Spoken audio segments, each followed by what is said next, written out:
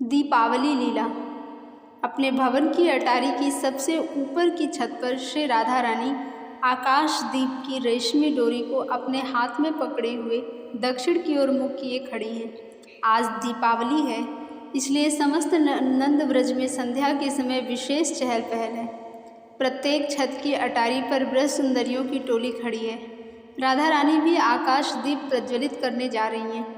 वे यद्यपि डोरी पकड़े हुए दक्षिण की ओर मुख किए हुए खड़ी हैं, पर कुछ ही क्षण के अंतर से अपने पीछे की ओर बार बार दृष्टि डालती हुई नंद बाबा की गौशाला की ओर देखने लग जाती हैं। आज अभी तक समय हो जाने पर भी श्याम सुंदर गौशाला में गाय दूहने नहीं आए हैं, अतः रानी बड़ी उत्सुकता से उधर ही बार बार श्याम सुंदर के आने की बाट देख रही हैं। छत पर चारों ओर घेरा लगा हुआ है। पश्चिमी ओर के घेरे में बंधे हुए मणि जटित स्तंभ पर आकाशदीप लटक रहा है। उसे नीचे उतारने के लिए नीले रेशम की डोरी उस दीपदानी से, जिसके ऊपर आकाशदीप रखा रहता है, उससे जोड़कर लटका दी गई है। रानी उसी डोरी के सहारे धीरे धीरे उस दीपदानी को नीचे उतार रही हैं। दीपदानी एक विचित्र प्रकार के शीशे की बनी हुई है, जिसमें से भीतर के दीपक का प्रकाश अनंत गुना होकर प्रकाशित होता है। दीपदानी के ऊपर नीले रंग का पत्थर जड़ा हुआ है। रानी सोने के दीप में घी भरकर उसमें कपास की बत्ती भिगोती हैं। ललिता के हाथ में धूप बत्ती जैसी कोई बहुत मोटी सुगंधित वर्तिका है, जो धीमी धीमी जल रही है तथा धुएं के समान उसमें से पीले रंग की अग्नि शिखा प्रकट हो रही है। उस शिखा से अत्यंत विलक्षण सुगंध निकल रही है, जिससे सारी छत सुवासित हो गई है। रानी उस अग्नि शिखा से घी भरे प्रदीप को सटा देती हैं। प्रदीप जल जाता है। रानी उसे हाथ में लेकर उसी दीपदानी में रख देती हैं। रूप मंजरी के हाथ में जल की झारी है, उससे रानी हाथ धोती हैं। गुड़ मंजरी के हाथ में फूलों भरी थाली है, उसमें से 4-5 सुंदर गुलाब के फूलों को लेकर उस दीपक के चारों ओर रख देती हैं। रानी यह कर भी रही हैं तथा बार बार नंद बाबा की गौशाला की ओर देख भी लेती हैं। अभी तक श्याम सुंदर गौशाला में नहीं आए हैं। प्रदीप तैयार हो जाने पर रानी उस दीपक की परिक्रमा करती हैं तथा मन ही मन कहती हैं, आकाश के अधिष्ठात्र देवता, मेरे मन की दशा देखकर मेरा अपराध क्षमा कर दें।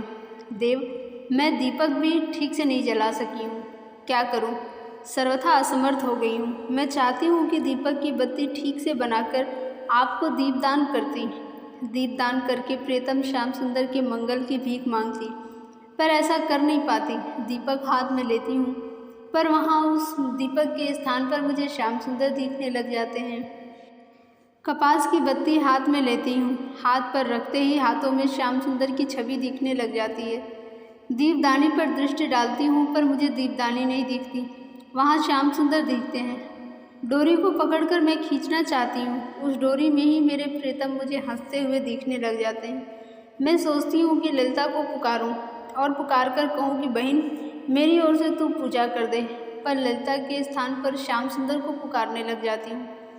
कहना कुछ चाहिए, कह कुछ जाती हूँ। इसीलिए हे देव, आप रुष्ट न हों, मेरी इस विधिहीन पूजा से ही आप प्रसन्न हो जाएं और एक भीख दे दें। देव, श्याम सुंदर की दासी यह राधा आपसे भीख मांगती है कि मेरे प्रियतम श्याम सुंदर अनंत काल तक सुखी रहें।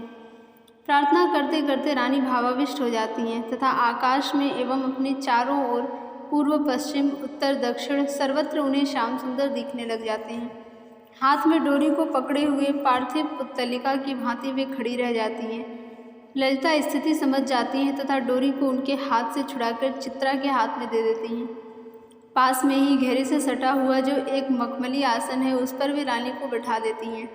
कुछ देर बाद रानी को बाह्य ज्ञान होता है तथा वे पुनः उसी गौशाला की ओर देखने लग जाती हैं। इस समय कुंदवल्ली छत पर आती हैं।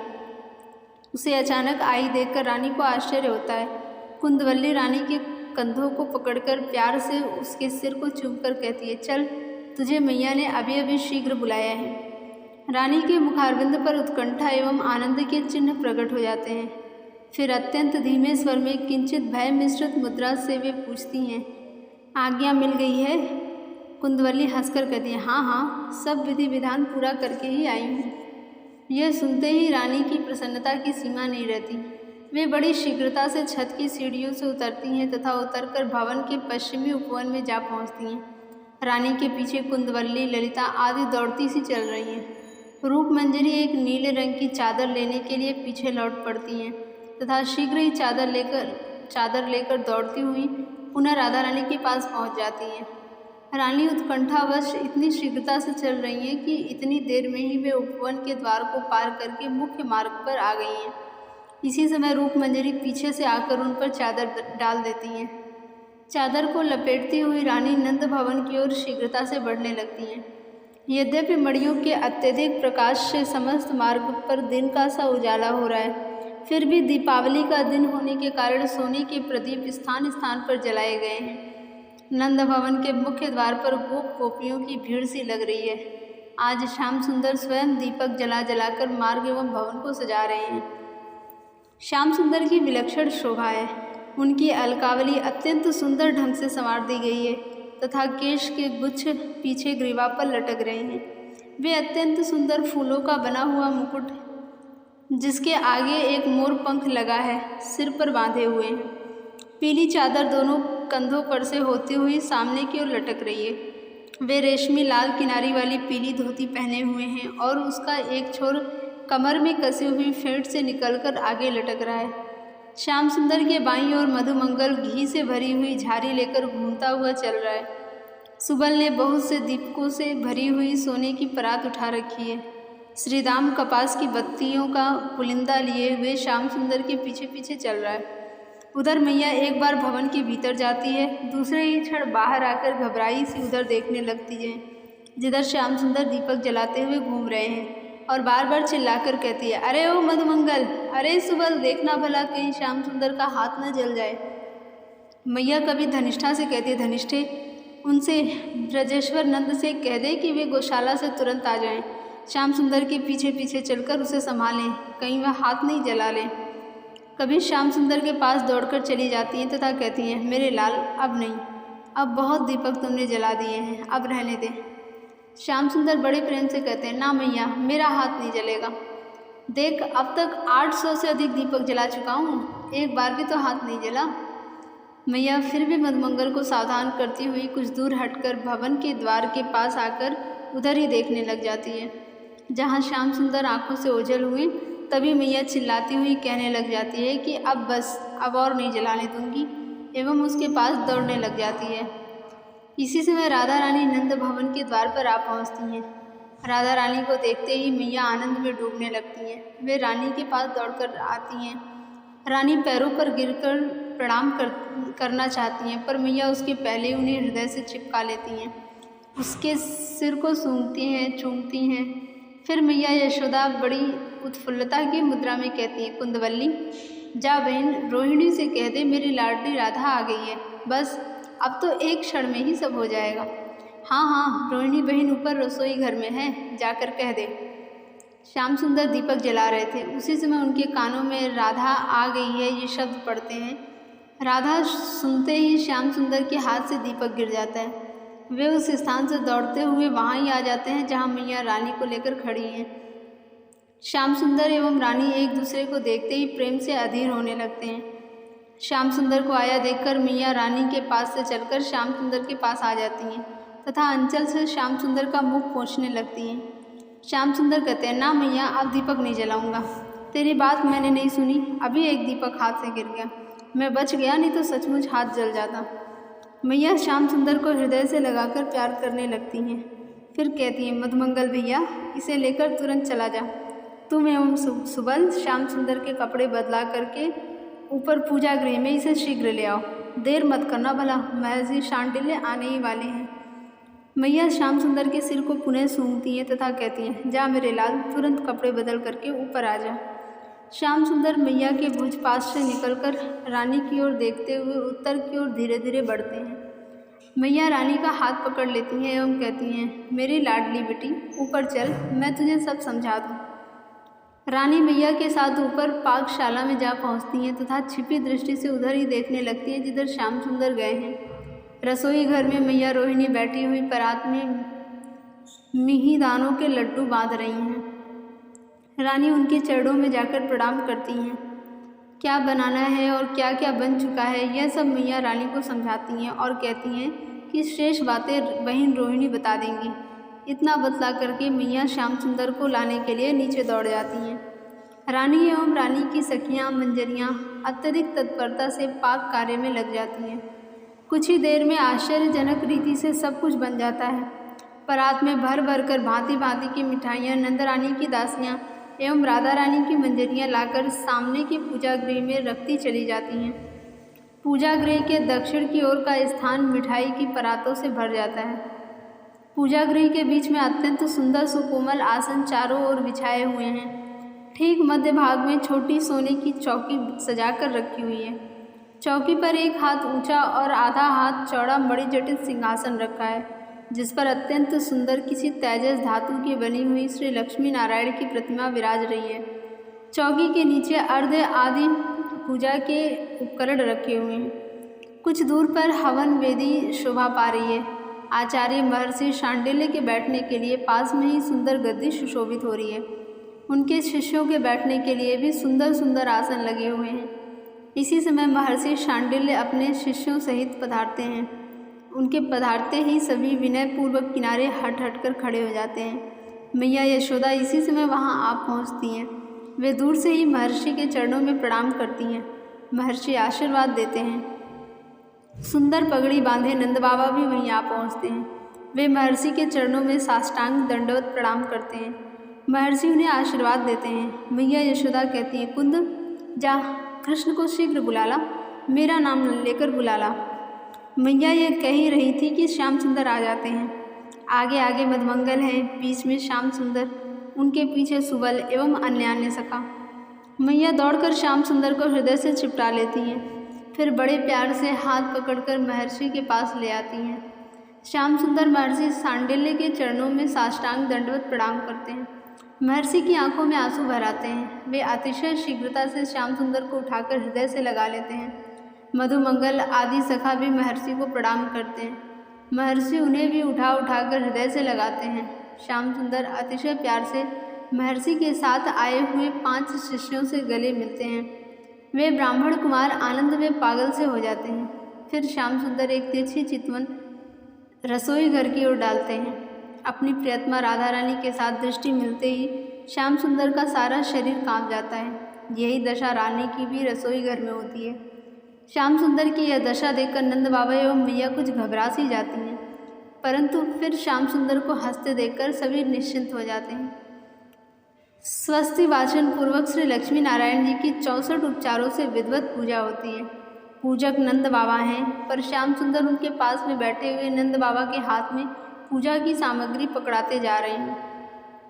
बड़े ही सुंदर ढंग से पूजा होती है। रानी सखियों के बीच में बैठी हुई अपने प्रियतम की शोभा एकटक निहारती रहती हैं। पूजा समाप्त होते ही वहाँ देवर्षि नारद अत्यंत मधुर स्वर में वीणा पर गाते हुए आते हैं। अधरम मधुरम वदनम मधुरम नयनम मधुरम हसितम मधुरम हृदयम मधुरम गमनम मधुरम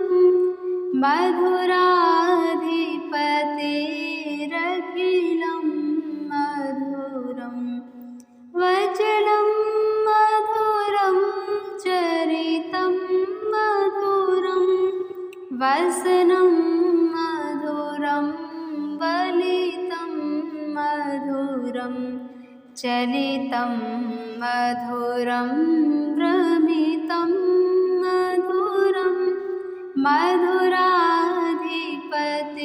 मधुराधिपतेरखिलं मधुरं वेणुर्मधुरो रेणुर्मधुरः पाणिर्मधुरः पादौ मधुरौ नृत्यं मधुरं सख्यं मधुरं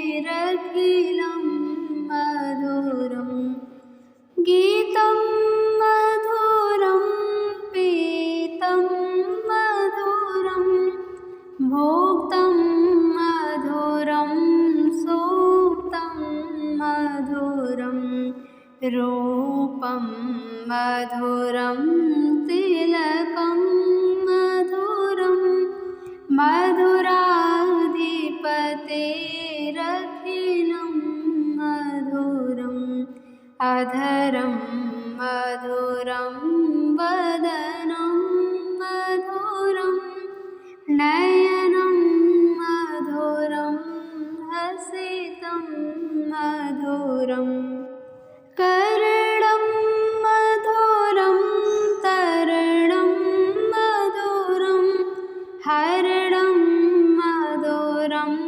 रमणं मधुरं वमितं मधुरं शमितं मधुरं मधुराधिपतेरखिलं मधुरम् गुञ्जा मधुरा माला मधुरा यमुना मधुरा वीची मधुरा सलिलं मधुरं कमलं मधुरं मधुराधिपतेरखिलं मधुरम् गोपी मधुरा लीला मधुरा युक्तं मधुरं मुक्तं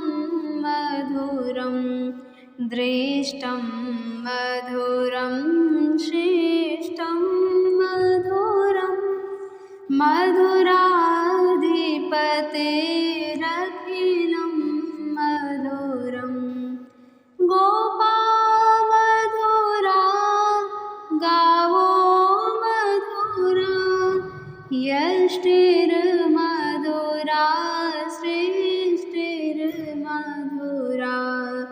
दलितं मधुरं फलितं मधुरं मधुराधिपतेरखिलं मधुरम् अधरं मधुरं वदनं मधुरं नयनं मधुरं हसितं मधुरं हृदयं मधुरं गमनं मधुरं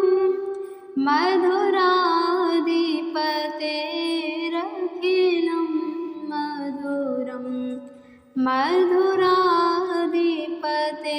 मधुराधिपतेरखिलं मधुरम्। देवर्षि को श्याम सुंदर तथा नंद बाबा आदि सभी साष्टांग प्रणाम करते हैं। देवर्षि श्याम सुंदर को गले लगाते हैं, फिर महर्षि शांडिल्य से गले मिलते हैं। नंद बाबा अतिशय सत्कार पूर्वक महर्षि शांडिल्य को दक्षिणा देते हैं। महर्षि के शिष्य दक्षिणा संभालते हैं। फिर महर्षि श्याम सुंदर की ओर कुछ देर तक एकटक देखकर प्रस्थान करते हैं। देवर्षि नारद भी दर्शन करके प्रस्थान करते हैं। अब नंद उपनंद की पंक्तियों के बीच में श्याम सुंदर सखाओं के साथ भोजन करने बैठते हैं। राधा रानी की सखियाँ, नंद रानी की सखियाँ एवं स्वयं नंद रानी परोसने का कार्य कर रही हैं। भीतर बैठी हुई रानी भोज्य सामग्रियों को सजा सजाकर परात में भर देती हैं। सखियाँ परात को बाहर ले जाकर परोसती हैं। बड़े ही आनंद समारोह के साथ भोजन समाप्त हो जाता है। भोजन समाप्त होने पर नंद बाबा श्याम सुंदर एवं दाऊ जी का हाथ पकड़े हुए राजसभा में स्वजनों से मिलने चले जाते हैं। मैया राधा रानी को खिलाने के लिए परात में बहुत सी मिठाइयाँ स्वयं भर कर लाती हैं तथा बड़े प्यार से रानी के मुख में देना चाहती हैं। रानी संकोच कर रही हैं। ललिता कहती है, मैया हम लोग खा लेंगी, आप निश्चिंत रहें। ललिता की बात सुनकर मैया पुनः ललिता से कहती है, देखना भला तुम लोग यदि कोई भी बिना खाए जाओगी तो मैं भी बहुत रुष्ट हो जाऊंगी। इसके बाद मैया तुरंत ही श्याम सुंदर को देखने के लिए राजसभा की ओर दौड़ पड़ती हैं। उनके चले जाने पर सखियाँ उस परात को उठा लाती हैं जिसमें श्याम सुंदर ने भोजन किया था। उन सब ने बड़ी चतुराई से पंक्ति उठते उस परात को उठाकर छिपा दिया था। उसी परात की मिठाई में वे मैया के दिए हुए परात की मिठाई सजा सजा कर रख देती हैं। प्रसाद लेना समाप्त करके हाथ मुँह धोकर और श्याम सुंदर के पीक मिश्रित पान के बीड़े को मुख में लेकर वे सब घर वापस लौटने ही वाली थी कि मैया यशोदा उसी समय आ जाती हैं। रानी को जाने के लिए प्रस्तुत देकर धनिष्ठा को कुछ संकेत करती हैं। धनिष्ठा संकेत समझ जाती है और हीरे की बनी हुई अत्यंत सुंदर अंगूठी लाकर मैया के हाथ में पकड़ा देती है। मैया उसे रानी की अंगुली में पहना देती है एवं कहती हैं, बेटी मेरा यह आशीर्वाद अस्वीकार मत करना। देख, इसे मैंने कृष्ण के लिए बनवाई थी, पर कुछ ढीली होने के कारण वह निकाल कर फेंक देता है। आज प्रातःकाल तेरी अंगुलियों में वैसी अंगूठी देखकर मैंने सोचा कि विधाता ने यह अंगूठी तेरे लिए ही बनवाई है, इसीलिए मैंने पहना दी। मेरी लाडली बेटी, माँ के इस आशीर्वाद को तू ग्रहण कर ले। रानी सिर झुका लेती हैं तथा मैया के चरणों में गिरकर प्रणाम करती हैं। मैया फिर रानी को हृदय से लगा लेती हैं। मैया यशोदा की आंखों में आंसू भर आते हैं। वे रानी की ठोड़ी को पकड़कर चूमने लग जाती हैं तथा कहती हैं, मेरी लाडली, तुझे देखकर प्रायः मुझे भ्रम हो जाता है कि कृष्ण कहीं सुबल को ही साड़ी पहनाकर खेल तो नहीं खेल रहा है। फिर पास आने पर तुम्हारे गोरे रंग को देखकर पहचान पाती हूँ कि ओह, विधाता ने तुम दोनों के मुख को कैसा एक सा बनाया है। नंद रानी की बात सुनकर राधा रानी सकुचा जाती हैं। मैया रानी को पकड़े हुए मुख्य द्वार तक आती हैं। द्वार के पास जाकर ललिता कुछ रुक जाती है। उसी समय मधुमंगल वहां आ पहुंचता है एवं ललिता से कहता है, री आगे चलकर देख, मैंने राजसभा में कैसी दीपावली सजाई है। तुझे तो 100 जन्म में भी वैसा सजाना नहीं आएगा। मधुमंगल की बात सुनकर सभी हंस पड़ती हैं। इस पर मधुमंगल कहता है, हंसती है? अच्छा, चल कर देख ले, फिर समझ जाएगी कि मैं झूठ कह रहा हूँ या सच। ललिता हंसकर कहती है, तेरे जैसे बंदर की सजाई हुई दीपावली भला अच्छी क्यों ना होगी। मधुमंगल हंसकर कहता है, देख, तू विश्वास नहीं करती? सचमुच कान्हू और हम दोनों ने मिलकर ऐसी दीपावली सजाई है कि देखते ही बन पड़ता है। मधुमंगल की बात सुनकर ललिता राधा रानी की ओर अंगुली से संकेत करती हुई कहती है, इसे देर हो जाएगी, नहीं तो मैं देख आती। मधुमंगल कहता है, जब इतनी देर हुई तो थोड़ी और सही, इसे भी साथ ले चल, ये भी देख लेगी। रानी के हृदय में तो आंतरिक इच्छा है कि चलकर देखाऊं, पर बाहर से ऐसी मुद्रा बनाती है मानो बहुत देर हो गई है, अतः घर वापस लौट चलना चाहिए। किंतु मधुमंगल का आग्रह देखकर मैया कहती हैं, बेटी, इस मधुमंगल को भी मैं बहुत अधिक प्यार करती हूँ। यह दिन रात मेरे कृष्ण की संभाल रखता है। मैं तेरा आभार मानूंगी यदि तू इसकी सजाई हुई दीपावली को जाकर थोड़ी देर देख लेगी, इसका चित्त प्रसन्न हो जाएगा। मैया के ऐसा कहते ही सखी मंडली के सहित रानी राजसभा की ओर चल पड़ती हैं। वहाँ पहुंचकर रानी एक खंभे की आड़ से देखने लगती हैं। रानी की दृष्टि सीधे श्याम सुंदर पर जाकर टिक जाती है। मधुमंगल पास में ही खड़ा है। वह उच्च स्वर में बोलता है, वहाँ देख, बाबा की गद्दी के पास की सजावट देख। मधुमंगल का उच्च स्वर श्याम सुंदर के कानों में पड़ता है। वे इधर देखने लग जाते हैं। दृष्टि फेरते ही राधा रानी से आंखें मिल जाती हैं। पत्थर की मूर्ति की तरह कुछ क्षण के लिए दोनों की दृष्टि स्थिर हो जाती है। फिर दोनों संभल जाते हैं एवं मुस्कुराने लगते हैं। रानी कुछ देर इधर उधर देखकर फिर सखियों के साथ घर की ओर चल पड़ती हैं। मैया चाहती है कुछ दूर तक मैं पहुंचाने के लिए चलूं, पर रानी हाथ जोड़कर रोक देती हैं। मैया लौट आती हैं। रानी मुख्य मार्ग से चलती हुई फिर यमुना तट के पथ से अपने घर पर चली आती हैं तथा आकर बिछौने पर धम से गिर पड़ती हैं। ललिता रानी के सिर को गोद में लेकर पंखा झेलने लगती हैं। जय जय श्री राधे।